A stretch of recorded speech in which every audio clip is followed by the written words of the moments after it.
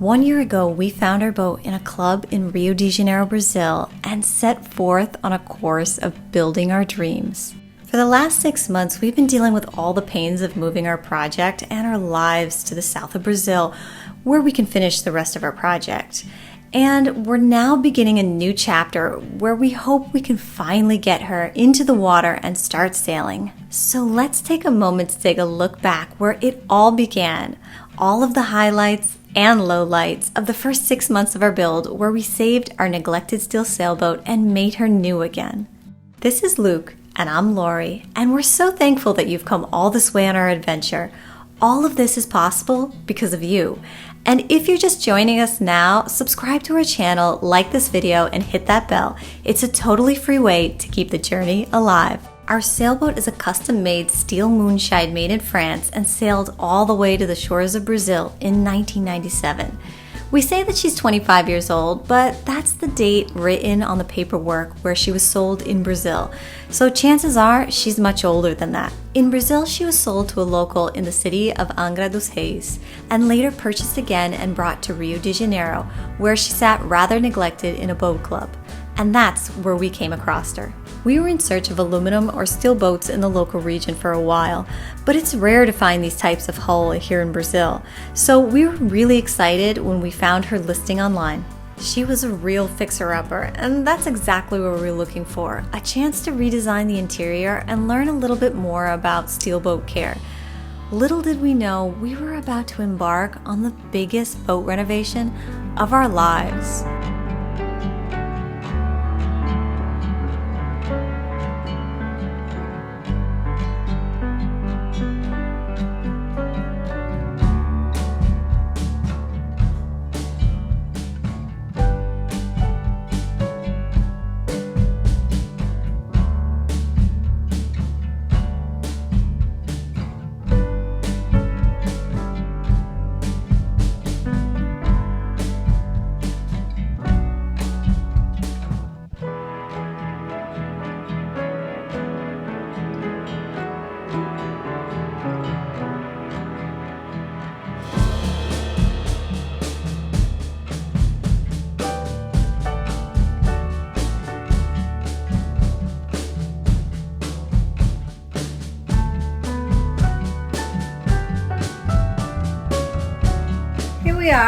We're trying to rip out all the wood. We're trying to organize it a little bit here, but it's been progressively difficult to know what exactly to do with such a limited amount of space, because we don't exactly have a storage area to put anything. So we're trying to organize and clean at the same time.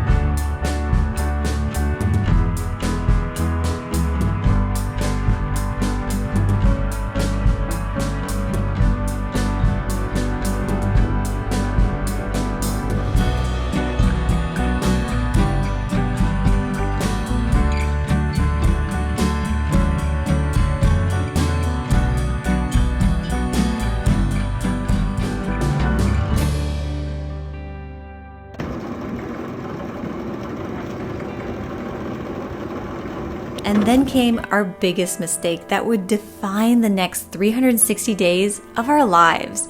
And that was trusting the word of the previous owner. We were told that the boat had just a few repairs that would be needed, and shown pictures of the boat out of the water, painted and cared for around 2 years prior. But soon those words would be put to the test. The condition of the hull was much worse than advertised. The nice paint job that was done years prior covered up several cuts on the boat that had been made.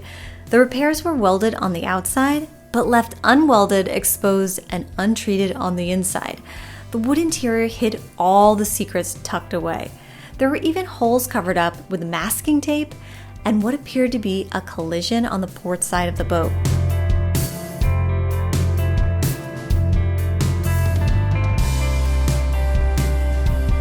But with the boat on land and in pieces, there was no turning back. We pushed forward with no other choice but to finish what we started in a place that was not structured for a build this big. We tried to focus on the things that were exciting to us, and push through the blistering hot days, our rusty realizations, and our deep-seated fears of failure.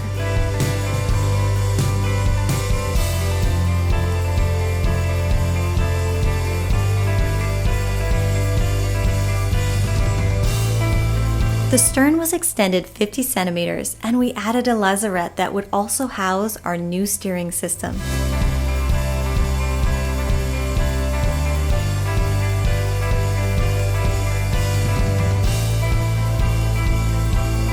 We started repairing large sections of the hull below the waterline. Piece by piece, plate by plate, we found the damage and cut it out until around 90% of the steel was replaced. Even the rusty frames were traded out for stronger steel.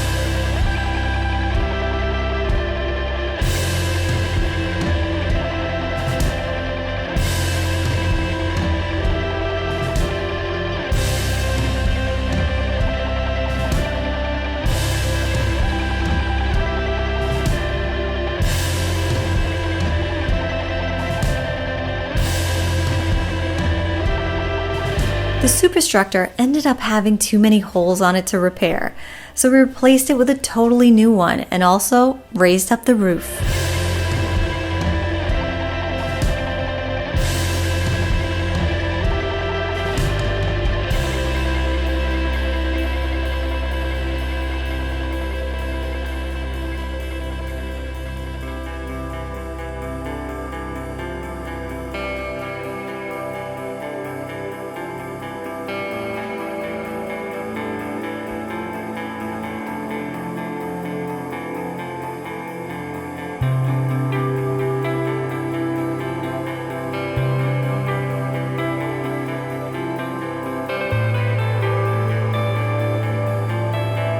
Without being able to build a structure to protect the boat, our new panels of steel rusted so fast.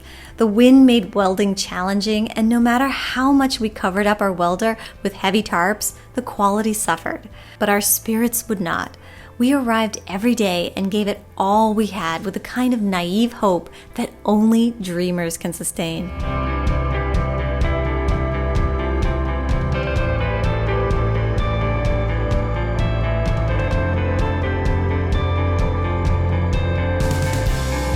Sturdy davits were created to hold our dinghy, large solar panels, and wind turbines. After all, this boat is going to be fully electric.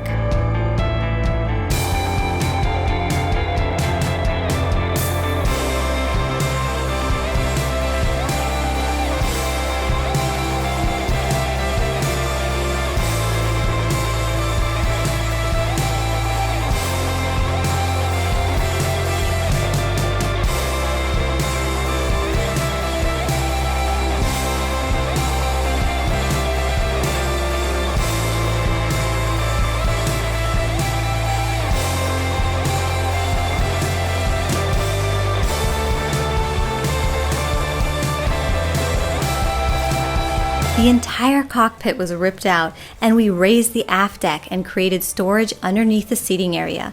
Line lockers were installed on the sides, and the companionway hatch was redesigned to have a single sliding door.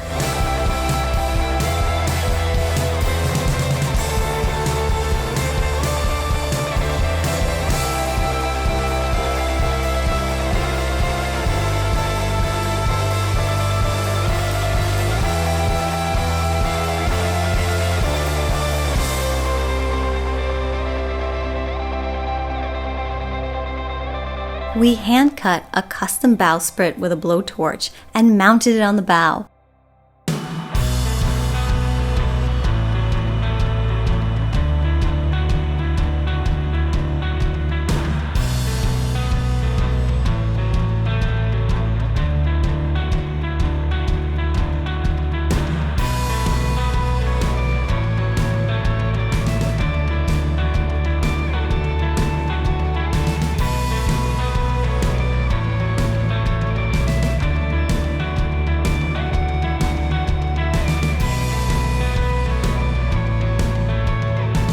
The small anchor locker that was rotting below the deck was removed and a brand new one was created. We pushed it forward to utilize all the space in the bow and gain 30 centimeters in the forward cabin.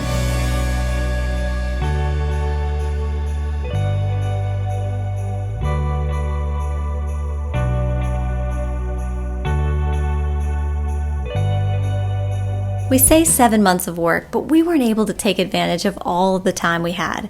We experienced countless days of rain.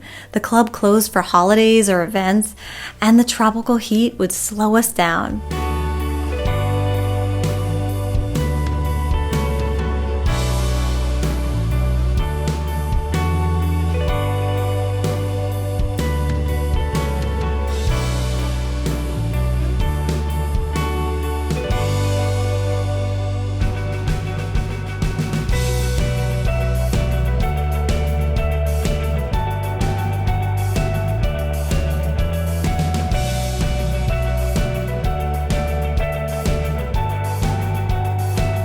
Everything was a race against time. Since we were stuck on land, we struggled to have the facilities we needed to build the boat, and also the club was inflexible with high costs.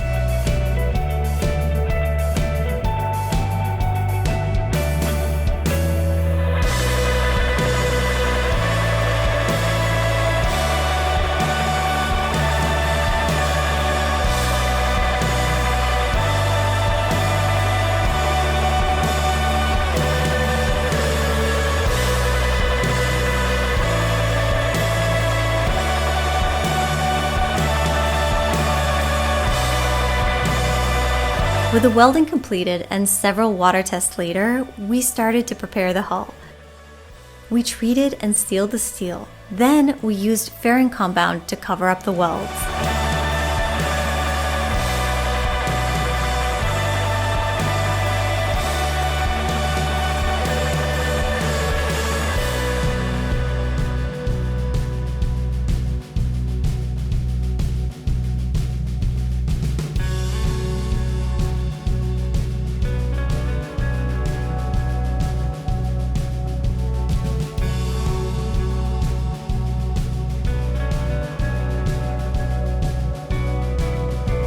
Then came a pivotal moment in our project.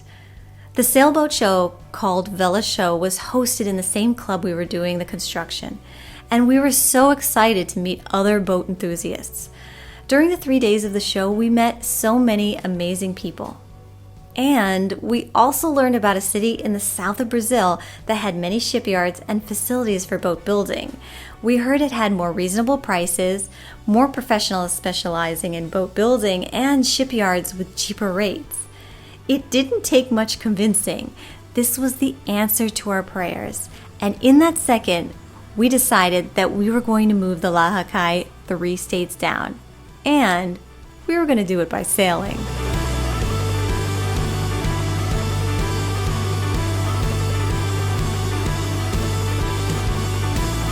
And would you believe that this was the first moment that we considered documenting our journey for your eyes to see? Before this, we were just recording for friends and family, but never the public. So we set forth on 2 journeys. One, to complete our home in the water, and the other, to bring you along for the ride.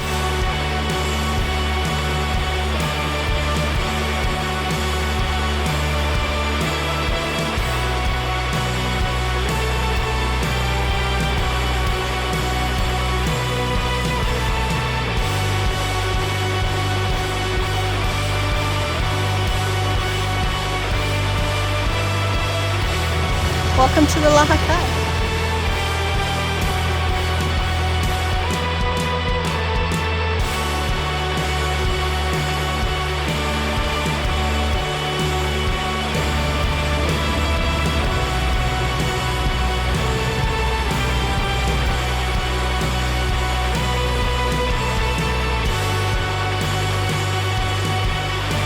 When the LAHAKAI was ready to go, she was empty and crude.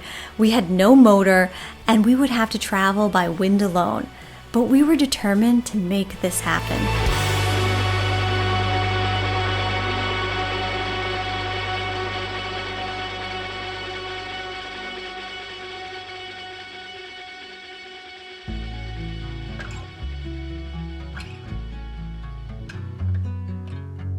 It felt so good to look back on how far we've come, how many adversities we've faced, and how we've triumphed over any negativity. The value of this boat is far beyond how much we've invested or how much we'll sell it for. People often try to put a price on things to make them feel justifiable. Time is money, they say, right? Our actions become transactions, our mistakes are financial, our lives reduced to numbers and figures. But in the end, it's how we spend our time. Isn't that the true currency? Is the ease of buying a brand new boat better than knowing you made something with your own two hands? Does the resale value determine whether or not you take risks, make mistakes, or spend time the way you want to? Now, we're not rich. We've saved up to be able to work on a boat build like this. And though things have not always gone as planned, for us, it's not about the destination. It's about the journey into the water and around the world.